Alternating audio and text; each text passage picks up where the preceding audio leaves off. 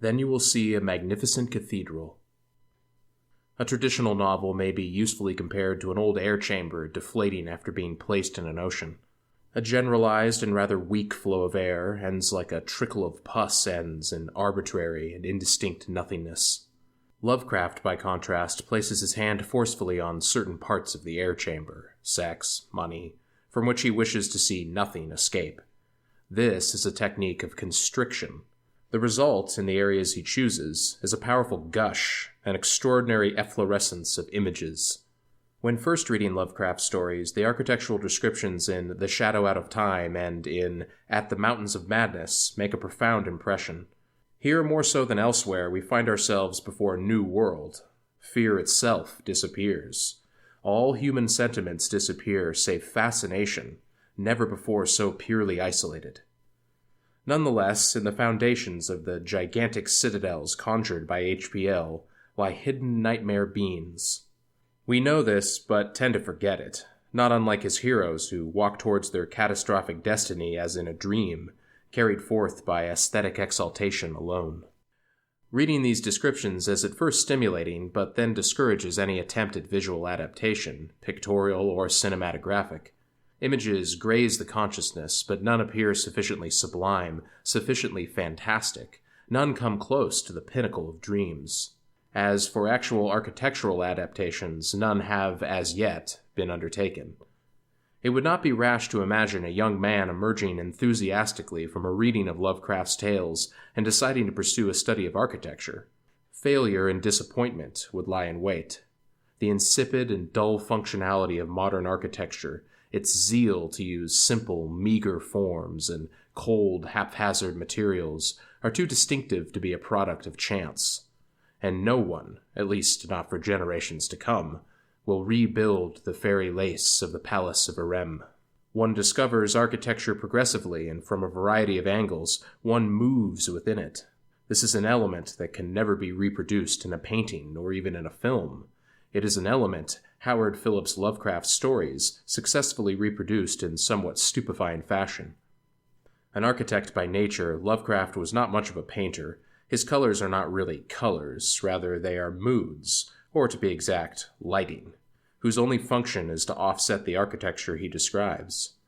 He has a particular predilection for the pallid light of a gibbous waning moon, but he is also partial to the bloody explosion of a crimson romantic sunset, or the limpid crystalline of inaccessible azures. The demented cyclopean structures envisioned by HPL shock the spirit violently and definitively, more so than even, and this is paradoxical, the magnificent architectural drawings of Piranesi or Monsu Desiderio. We feel we have already visited these gigantic cities in our dreams. In fact, Lovecraft is only transcribing his own dreams as faithfully as he can. Later on, when looking at a particularly grand architectural monument, we find ourselves thinking, this is rather Lovecraftian. The first of the reasons for the writer's success becomes apparent immediately on perusing his correspondence. Howard Phillips Lovecraft was among those few men who experience a violent, trance-like state when they look at beautiful architecture. His descriptions of sunrise on the venerable steeples of Providence, or the crazy alleys of Marblehead, are hyperbolic. Adjectives and exclamations accumulate. He recalls incantory fragments. His chest swells with enthusiasm as images pile upon one another in his mind. He plunges into a true delirium of ecstasy. Describing his first impressions of New York to his aunt, he claims he almost fainted with aesthetic exaltation. Similarly, when he first looked upon the ridged rooftops of Salem, he saw looming processions of Puritans in black robes, with stern faces and strange conical hats, who were dragging a howling old woman to the pyre. Throughout his life, Lovecraft dreamed of traveling to Europe. It was something he was never able to do. And yet, if there was one man in America born to appreciate the architectural treasures of the old world, it was him. When he wrote Fainting with Aesthetic Exaltation, he was not exaggerating. And it was in all seriousness that he told Kleiner that a man is like a coral insect, that his only destiny is to build vast, beautiful mineral things for the moon to delight in after he is dead. For want of money, Lovecraft never left America. He He barely left New England. But given the intensity of his reactions upon first seeing Kingsport or Marblehead, one can only wonder what he would have felt had he been transported to Salamanca or to Notre Dame or Chartres. For, like the great Gothic or Baroque cathedrals, the dream architecture he describes is a total architecture. For, like the great Gothic or Baroque cathedrals, the dream architecture he describes is a total architecture. In it, the heroic harmony of planes and volumes can be experienced viscerally, but in contrast to the gigantic, smooth, bare stone surfaces are the bell towers, the minarets, the bridges, overhanging chasms wrought with ornate exuberance. In it, the heroic harmony of planes and volumes can be experienced viscerally, but in contrast to the gigantic, smooth, bare stone surfaces are the bell towers, the minarets, the bridges overhanging chasms wrought with ornate exuberance. Bas-reliefs, haut-reliefs, and frescoes decorate the titanic vaults that lead from one inclined plane to another inclined plane deep in the earth's entrails.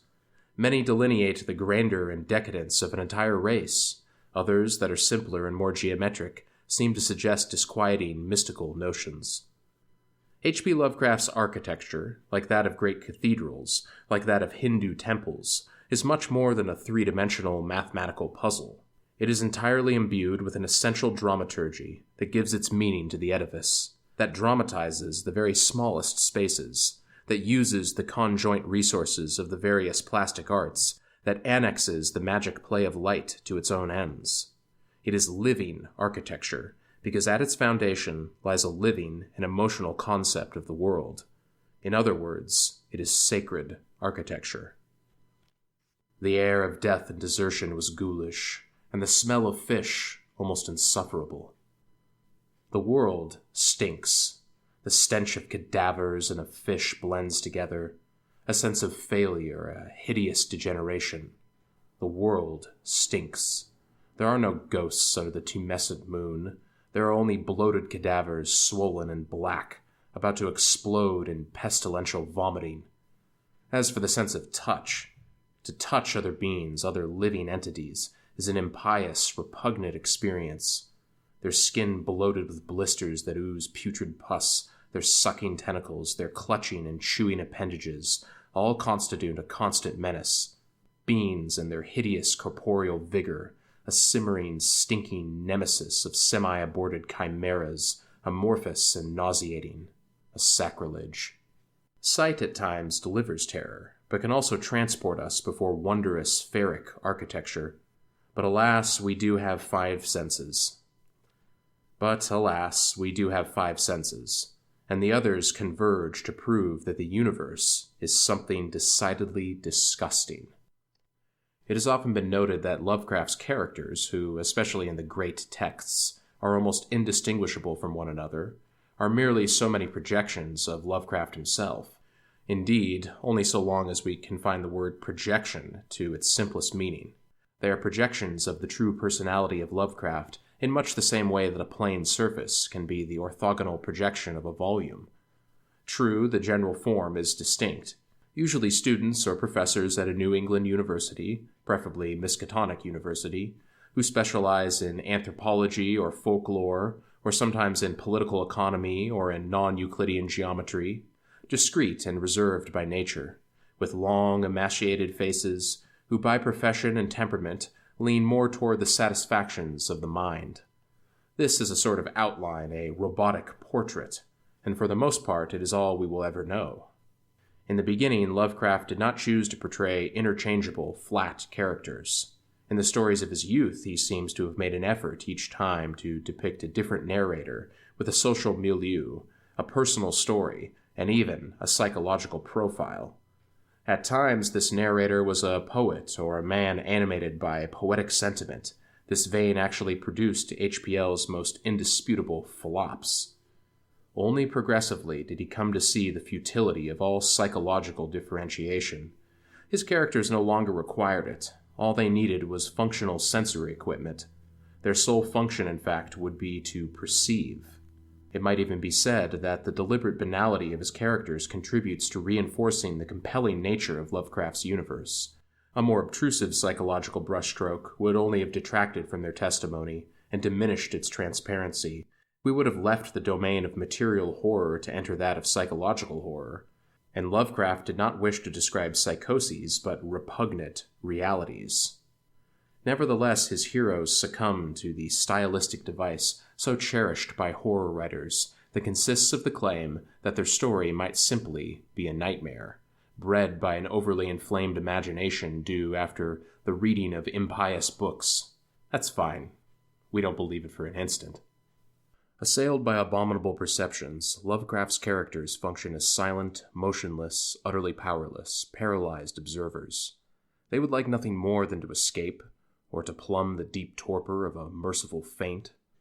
No such luck.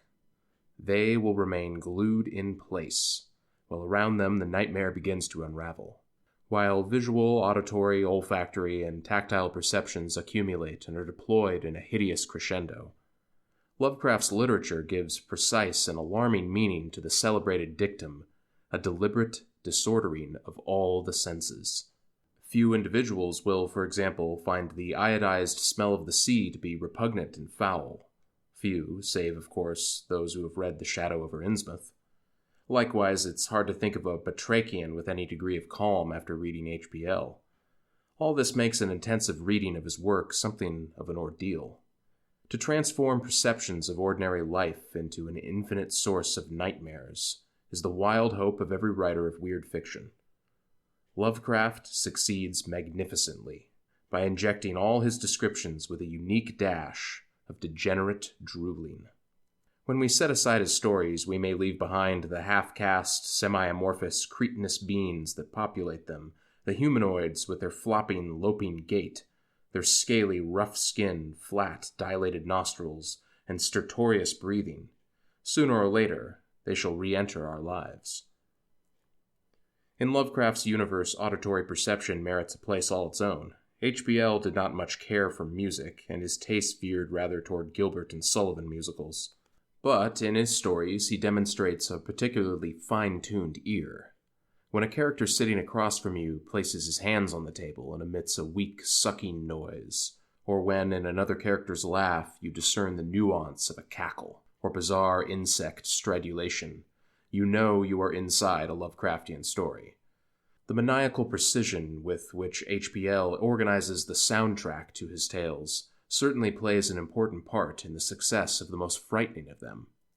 I don't mean to allude only to the music of Eric Zahn, where, exceptionally, it is music alone that provokes cosmic horror, but to all the others where, by subtly alternating visual and auditory perceptions, by at times bringing them together, and then, by a sudden, bizarre divergence, he brings us to a definite pitch of abject anxiety.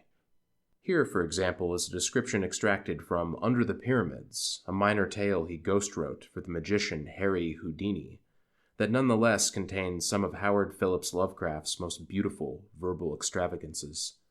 Suddenly, my attention was captured by the realization of something which must have been impinging on my subconscious hearing long before the conscious sense was aware of it. From some still lower chasm in Earth's bowels were proceeding certain sounds, measure and definite, and like nothing I had ever heard before. That they were very ancient and distinctly ceremonial I felt almost intuitively, and much reading in Egyptology led me to associate them with the flute, the sambuk, the sistrum, and the tympanum.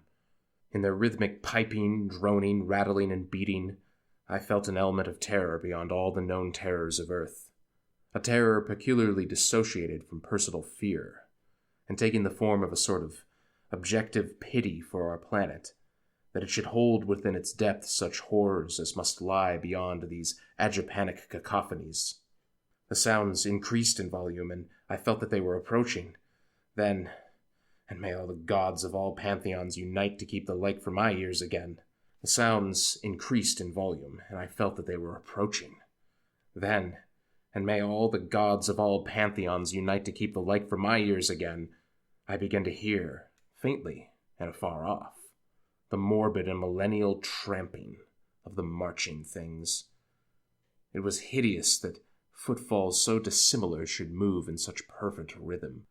The training of unhallowed thousands of years must lie behind that march of Earth's most inmost monstrosities, padding, clicking, walking, stalking, rumbling, lumbering, crawling, and all to the abhorrent discords of those mocking instruments. And then... The passage is not a paroxysm. At this stage, nothing in the story has really happened. These clicking, crawling, rumbling things will come closer still. You will finally see them. And later at night, at the hour when everything sleeps, you will likely hear the morbid and millennial tramping of the marching things. This shouldn't surprise you. It was the plan all along. We'll map out an integral delirium. 5 slightly longer reddish tubes start from inner angles of starfish-shaped head and end in sac-like swellings of same color, which upon pressure open to bell-shaped orifices 2 inches maximum diameter, and lined with sharp white tooth-like projections. Probable mouths.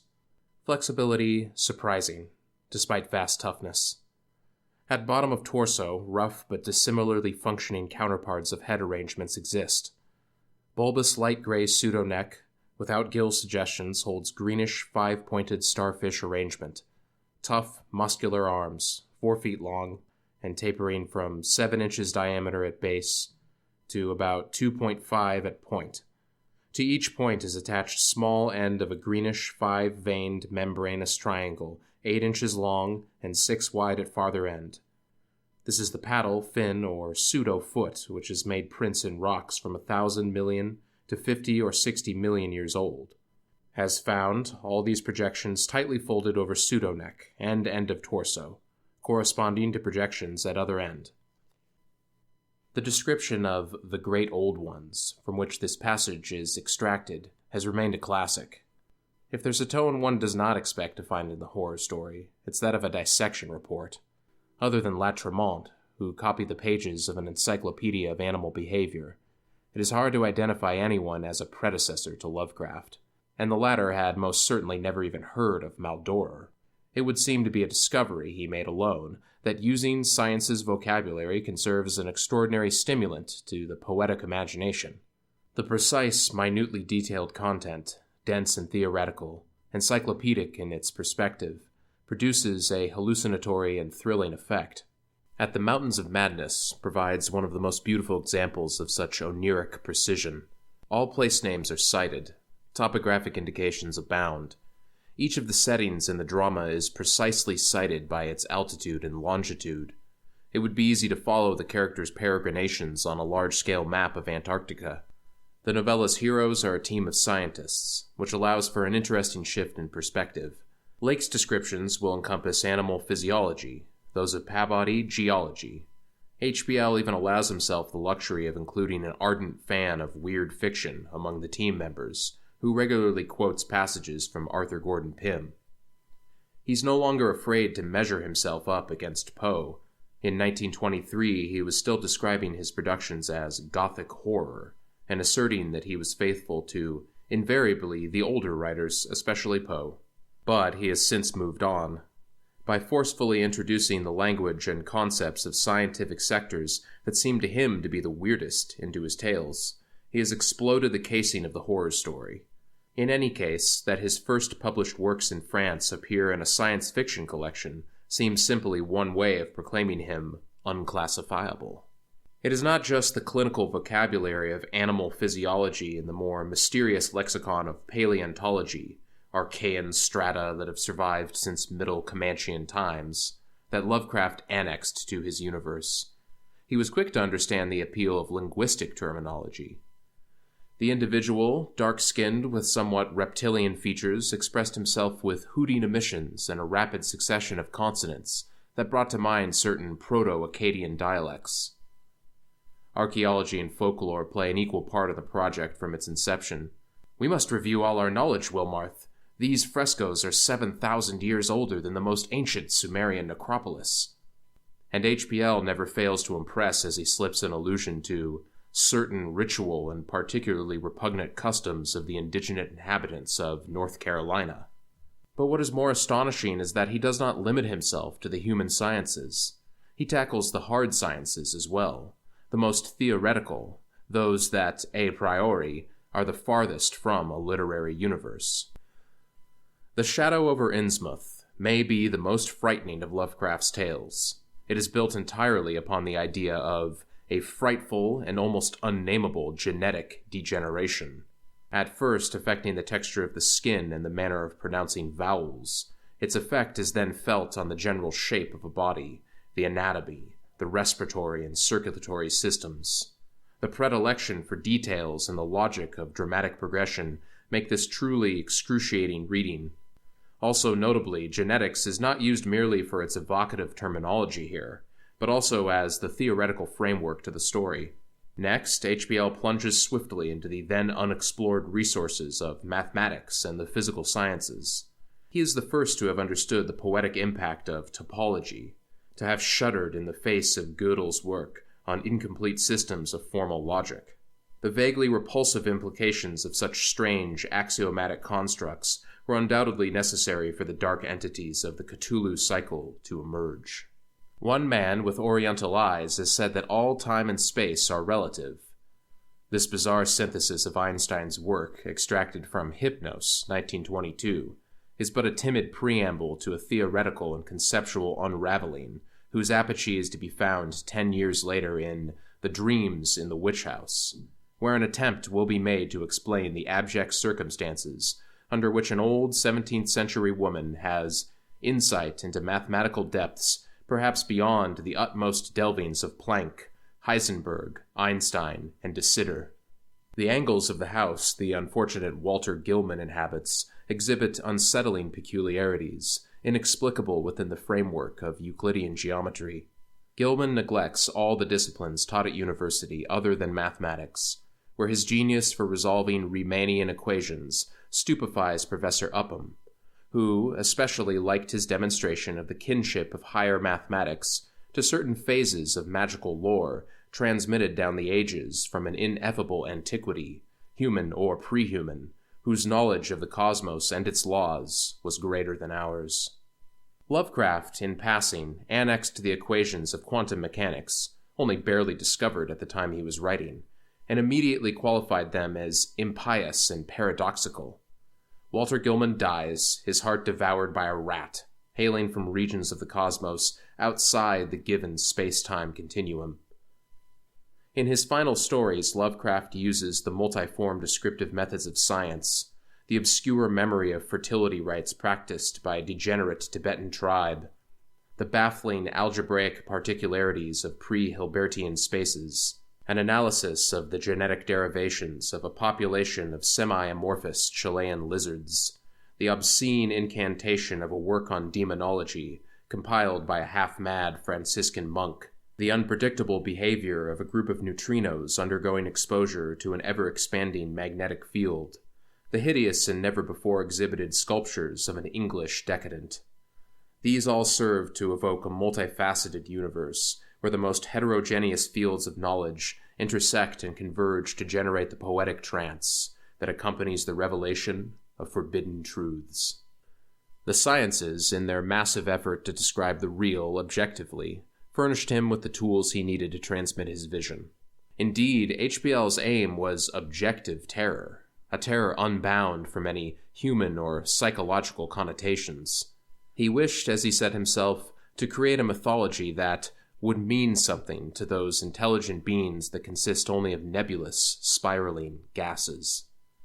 Just as Kant hoped to set the foundation of a valid ethical code, not just for man, but for all rational beings, Lovecraft wanted to create a horror capable of terrifying all creatures endowed with reason. Apart from this, the two men had commonalities. Both were extremely thin and had a weakness for sweets. Both were suspected of perhaps not being fully human. Be that as it may, what the loner of Königsberg and the recluse of Providence have in common is the heroic and paradoxical nature to go beyond humanity.